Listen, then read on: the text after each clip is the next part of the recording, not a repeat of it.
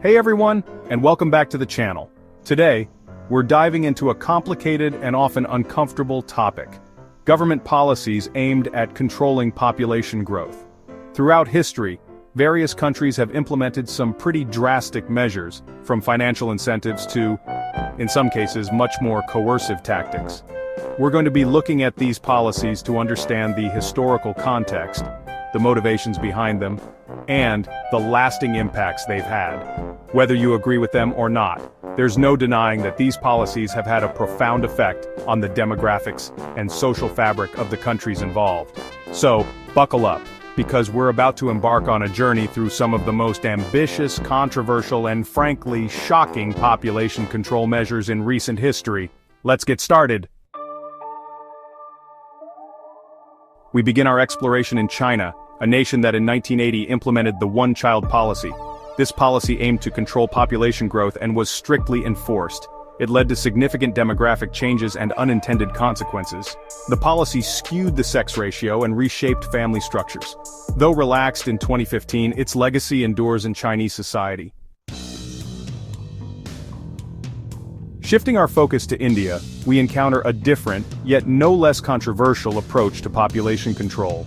During the tumultuous period of the emergency from 1975 to 1977, Prime Minister Indira Gandhi's government implemented a mass sterilization program.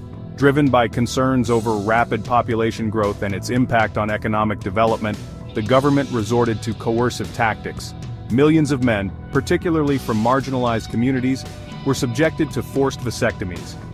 This period of forced sterilization left a dark stain on India's history, sparking widespread public outrage and accusations of human rights violations. While India has made significant strides in promoting voluntary family planning in recent decades, the legacy of forced sterilization during the emergency continues to cast a long shadow. It serves as a stark reminder of the dangers of coercive population control measures and the importance of upholding individual rights and autonomy. Our next stop takes us to Vietnam, where the government implemented a two-child policy in the 1980s. This policy, similar to China's approach, aimed to curb rapid population growth and ease pressure on resources. While the policy encouraged families to limit themselves to 2 children, it wasn't as rigidly enforced as China's one-child policy. Vietnam relied on a combination of incentives, such as preferential access to education and healthcare for smaller families, and disincentives, like fines and social pressure for those exceeding the limit. Like China, Vietnam experienced a growing gender imbalance, with a preference for sons leading to sex-selective abortions. Despite its flaws, Vietnam's two-child policy did contribute to a significant decline in fertility rates. However, it also highlighted the complexities of population control and the need for nuanced, rights-based approaches that prioritize informed choice and reproductive health. This imbalance continues to pose social and demographic challenges in Vietnam today. Our exploration now takes us to the island nation of Singapore, a country that underwent a remarkable demographic transition in the latter half of the 20th century. In the 1960s, Singapore launched its Stop at 2 campaign to curb population growth. This policy relied on financial disincentives. Families with more than 2 children faced higher taxes and reduced benefits. By the 1980s, Singapore faced an aging population and a shrinking workforce. Singapore then implemented pro-natalist policies to encourage larger families. These included financial incentives and expanded childcare subsidies. Singapore's experience offers a valuable case study in population control. Our journey through population control measures now takes us to South Korea, a nation with a dramatic fertility decline. In the 1970s, South Korea implemented aggressive family planning policies. Campaigns promoted smaller families with slogans like, "Even 2 are too many." The government provided sterilization subsidies and contraception. Economic development led to a steep fertility rate decline. Today, South Korea has one of the world's lowest fertility rates. This shift has created challenges like a shrinking workforce and aging population. South Korea's experience is a cautionary tale of aggressive population control. Our exploration of population control takes us next to Iran, a country that experienced a dramatic shift in family size following the 1979 Islamic Revolution. In the years after the revolution, the new government, concerned about rapid population growth, implemented a series of measures to promote family planning. These measures included widespread public education campaigns emphasizing the benefits of smaller families, increased access to contraception, and the integration of family planning into the healthcare system. The government also encouraged later marriages and longer spacing between births. These policies, combined with other social and economic factors, led to a significant decline in Iran's fertility rate. However, in the 1990s, concerns about the potential negative consequences of a shrinking population led to a shift in government policy. The Iranian government began to encourage larger families, promoting the idea that a larger population would strengthen the nation. Iran's experience highlights the complex interplay between political ideology, social change, and demographic trends. Our journey through population control measures now takes us to Indonesia, the world's fourth most populous country. In the 1970s, facing rapid population growth, Indonesia embarked on an ambitious family planning program. This program, supported by international organizations, heavily promoted the slogan, "Dua anak cukup," which translates to, "Two children are enough." The government made contraception more widely available, and implemented public education campaigns emphasizing the benefits of smaller families. While Indonesia's family planning program achieved considerable success in reducing fertility rates, particularly in urban areas, it faced significant challenges in rural communities. Indonesia's efforts demonstrate the importance of culturally sensitive approaches to family planning. Our exploration of population control takes a darker turn as we examine the case of Romania under the communist regime of Nicolae Ceausescu.